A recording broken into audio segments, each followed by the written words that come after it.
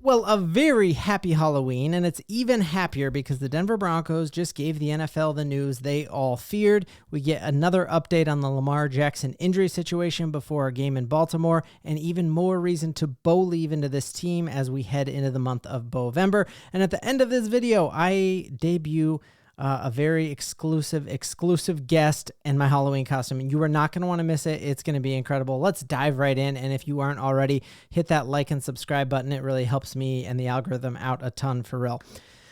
So hopping in here, the news of the day is truly all around Bo Nix, the player that everyone laughed at. Remember, they made fun of Sean Payton because they thought we drafted him for what was in his backpack.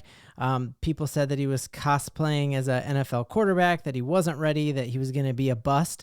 And the fact is, Sean Payton told everybody that he was going to be better at evaluating quarterback talent than anyone else. And that was a kind of arrogant thing to say, but he's proven it true. Like, he was right that to get Cortland Sutton back on this team. He was right that we were going to be young and hungry and in playoff contention. He was right that we're going to win more than 7 games. He was right on moving on from Russell Wilson, and he is proving to be right on Bo Nix, that more and more of this playbook is opening up to Bo Nix, and this truly should terrify everyone because we have the best defense in the league, and even haters and doubters are saying that. Even Raiders and Chargers and Kansas City Chiefs fans are legitimately touting our defense, and now we have the NFL Rookie of the Month, and Bo Nix is just going to continue to keep moving up, and that's why I'm so bullish on this Denver Broncos team, because we haven't seen anywhere close to Bo Nix's ceiling yet, and even what we're seeing right now, this is his floor, and this is a massive step up from the quarterback play that we had last year. So really cool here, knowing that he's competing against rookies are coming in and making a difference right away on teams. And you got Caleb Williams playing well with a ton of talent. You got Jaden playing well, leading the rookie class with passing yards and rushing yards. And yet, Bo Nix was selected as the offensive rookie of the month. And just to look at how historic this is for the Denver Broncos team, I feel like for most of my Broncos fandom, we've had a pretty baller offense.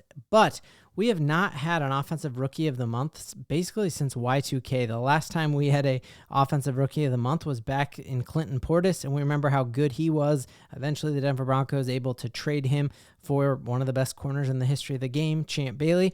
But this is incredible that you look at it's very rare that you have a rookie of the month who flames out and turns into a bust, especially when it's the rookie of the month a few months in.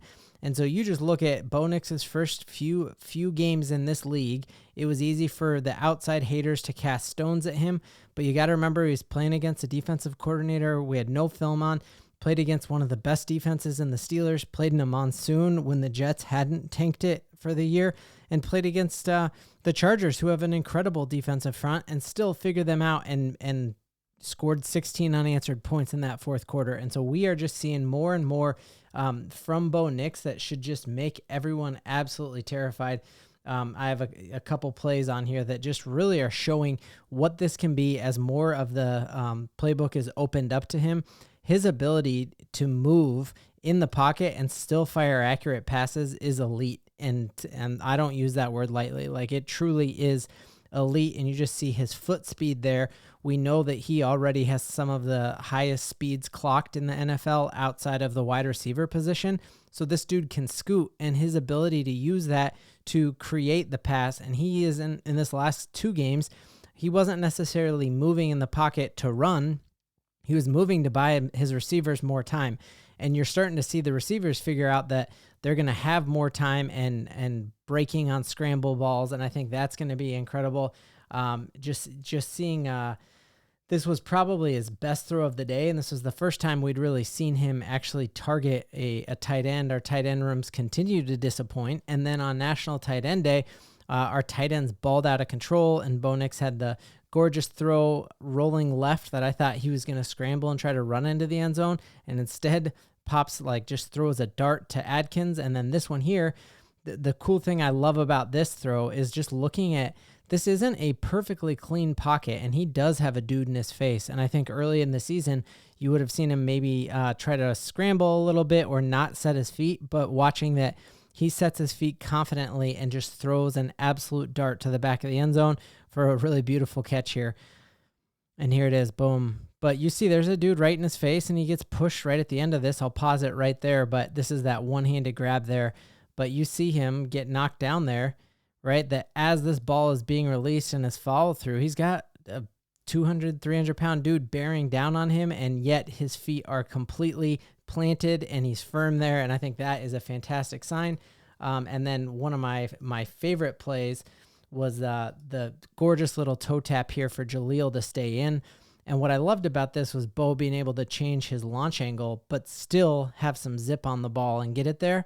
And you have seen times with Bo this year where this ball gets knocked down, and watch how he changes his launch angle on this. Again, you see him there kind of sidearm that around the outstretched arms of the defender right here. And he kind of throws it right going this way off the right side there. Just thought that was an absolute dart and a gorgeous little play. Jaleel, how many times this year have we seen him able to take a play on the sideline where I'm like, he's going to get knocked out at the 6-yard line, and somehow he finds pay dirt just by straddling that sideline and still extending. He probably could have got in even if the end zone was another couple of yards from there. So gorgeous plays there. And I think this is what is scaring NFL teams is that, man, if Sean Payton was right, and if he's not right, I think he's going to get fired. But if Sean Payton was right on Bo Nix and bragging about him and how he tricked the Vikings to get JJ, how he tricked the Raiders to not trade up to try to get Bo Nix, man, that should be terrifying for these teams, because we still are playing this well, and a playoff team right now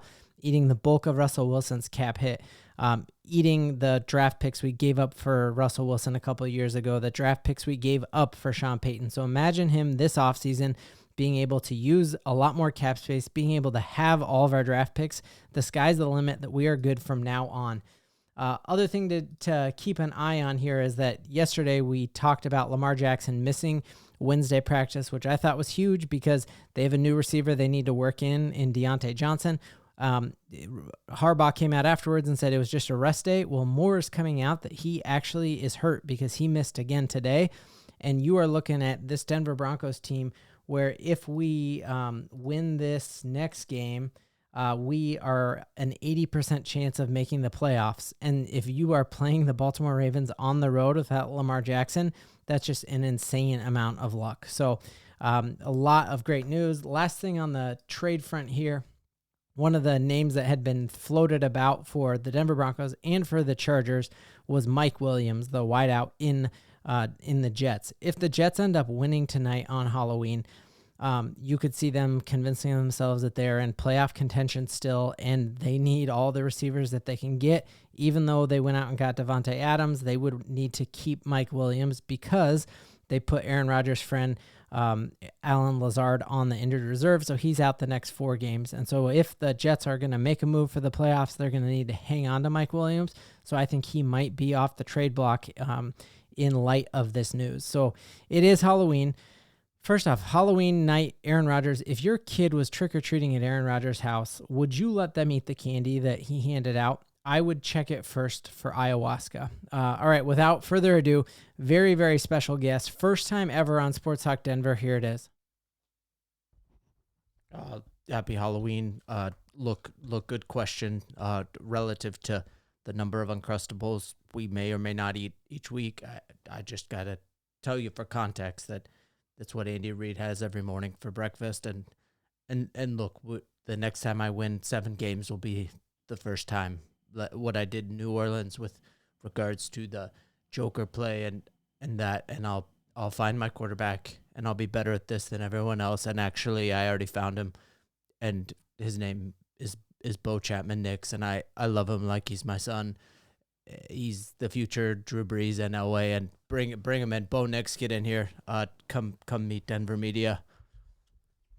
I'm gonna make you all Bo-LIEVE. We're all Bo-LIEVing, baby. What? I've always wanted Sean Payton and Bo Nix on here. This is absolutely amazing. Great night. Hope you all have a very, very happy Halloween. Last thing before you leave here is if your kids are trick-or-treating tonight, there's some breaking news here. Make sure you check your kid's Halloween basket because there are some really sick people in this world, and I guess they are hiding Las Vegas Raiders tickets in the candy, and so you're just going to want to check that. Just watching out for all y'all and all your kids. We've got a ton to Bo-LIEVE in. wanted that one.